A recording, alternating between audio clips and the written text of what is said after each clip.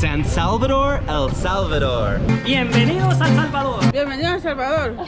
Okay, I know what you're thinking. Isn't El Salvador a dangerous country? Well, yeah, the US government advises me to reconsider travel due to crime, but I went anyway. In the past few years, it's becoming easier for tourists to visit and more safe. But of course, just like anywhere you go, always be careful and smart. I've given myself a budget of just $40 today, and let me just tell you, this is one of the cheapest countries I've visited as someone who's holding US dollars. And what's crazy is that US dollar is their official currency here. 20 years ago, the country switched over to exclusively using the US dollar. And recently, many businesses started accepting Bitcoin as legal tender. You will see signs everywhere that accept Bitcoin. Today, I'm exploring 3 different parts of El Salvador: the beach, the capital city, and ending in a smaller town with a ton of character. El Salvador is a small country, which is south of Mexico and Guatemala, and has a population of just 6.5 million people. I'm starting my day in this small surf town called El Tunco. I find this cool coffee shop. This sign is offering you 75% off anything on the menu at this cafe only if you pay in Bitcoin.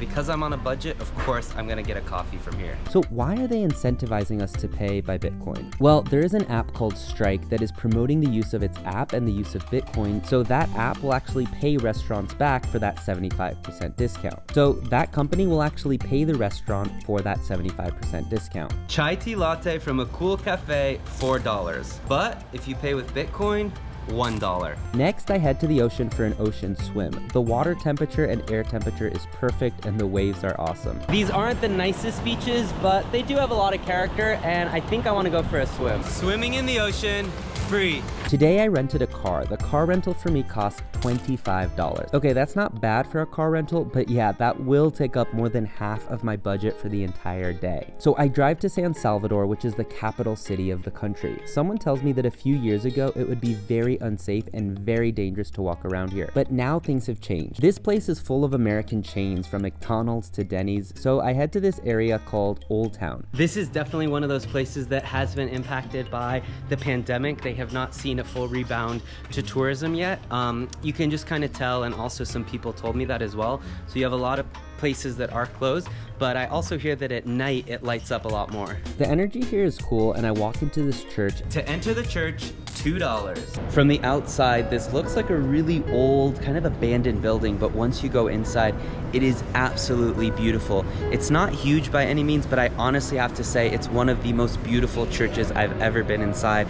It sort of reminds me of Sagrada Familia, but of course on a much smaller scale. Highly recommend visiting. Overall, this is really beautiful and a must-see. I walk around the area and see a lot of locals buying and selling things. This market is totally chaotic but fun. This place is huge. Everywhere you look is another extension to the market. It's definitely the place to come and experience, at least for the culture, but also for shopping too. I see this super interesting looking fruit. It's called jicama. Apparently this fruit is kind of a crossover between a pear and a potato. Oh, and they also drench these spices and sauces on top of it. I asked for a fork, but she says, no, you're supposed to eat it with your hands. And the woman makes it clear to me that this fruit is only in El Salvador and not available in Mexico, she said. I'm a little bit nervous to eat this. I don't fully know what she put on it, but let's give it a try. It tastes kind of like an apple and a melon combined.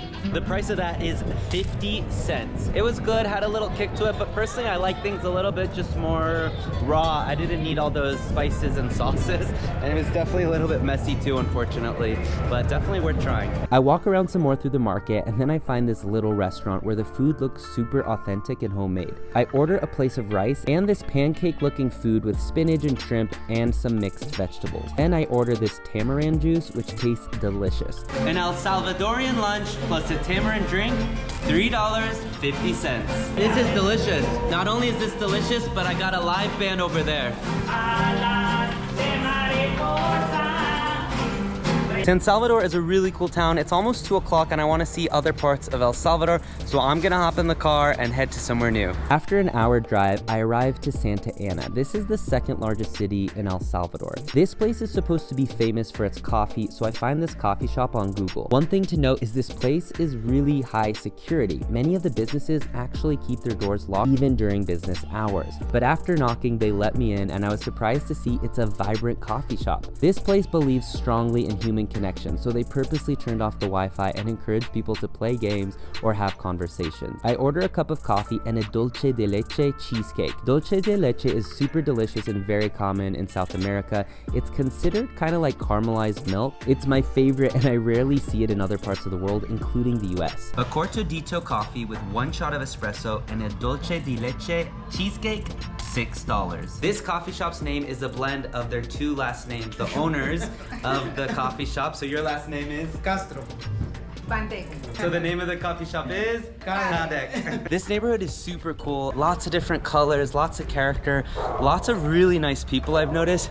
But it is interesting that every window I see is completely covered with metal bars. So to me that says that in the past, I don't know about nowadays, but in the past at least, you know, maybe it was very dangerous or the crime rate was high. But it's odd because it feels really safe and people seem really friendly. It's now nighttime here in this town and I'm gonna go find what there is to do, so let's go. By now it's getting dark. I see this restaurant that looks very authentic, so I give it a try. You won't see many tourists in this part of the country, and it's mostly locals eating at the restaurant. This restaurant is super cool. It feels super authentic, and I'm pretty sure that it's also somebody's house because you have a bunch of bedrooms that say do not enter and then blocked off, and then you have kind of a room here.